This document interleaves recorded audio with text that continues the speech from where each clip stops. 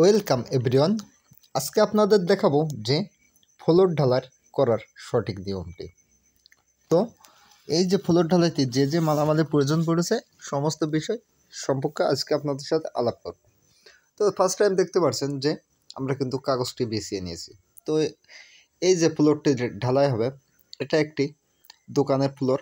তো ফ্লোর যে সকল ভাইয়েরা ঘরের ফ্লোর করবেন যে ইটের সলিং মনে যদি চাই দিবেন, না চাইলে দেওয়ার দরকার নাই। তবে ইটের সলিং দিলে একটু ভালো হয় আর কি, যে আপনার ফাটার সম্ভাবনা থাকে না। তবে কারো ক্ষেত্রে যে বলে যে আমি ইটের সলিং দেব না, কোনটা করলে ভালো হবে। তো ইটের সলিং যে সকল ভাইয়েরা বিল্ডিং করলে দেবেন না, তো সে সকল ভাইদের উদ্দেশ্যে বলছি যে ইটের সলিং না দিলে যে আপনি আপনার ঘরের যে মেঝেতে আপনার একটু ভিট বালির প্রয়োজনটা বাড়িয়ে দিতে হবে। তো অবশ্যই আপনি ভিট বালুটা একটু বেশি করে দেবেন, মাটির ভাগটা কম দিবেন। দিলে আপনার ফ্লোরটি ফাটার সম্ভাবনা থাকবে না এবং খুব সুন্দর এবং মজবুত হবে। আর এই যে পলিথিনটি দেখছেন, যে আপনি যদি ভিট বালুর উপরে এই পলিথিনটি দিয়ে কাজ করেন তো আপনার ঢালাইটি সব কিন্তু এক হয়ে থাকবে, যে কোনো জায়গার সম্ভাবনা থাকবে না।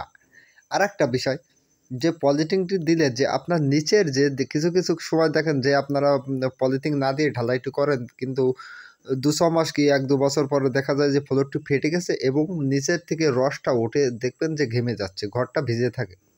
তো আপনি যদি মনে করেন যে আপনি ফ্লোরে এই যে কাগজ দিবেন, তো কাগজ দিলে আপনার ভালো হবে, কাজটি অনেক সঠিক নিয়ম হবে যে কাগজ দিলে। আর কাগজ দিলে কী হবে, যে আপনার ফ্লোরের রসটি, নিচের রসটি উপরে ওঠার সম্ভাবনা থাকবে না।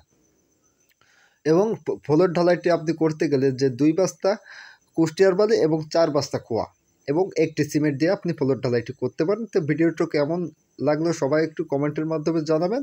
আর অন্যান্য বিষয় যদি জানার থাকে তো অবশ্যই আমাদের সাথে কন্ট্যাক্ট নম্বরে আপনি যোগাযোগ করবেন। তো সবাই ভালো থাকুন।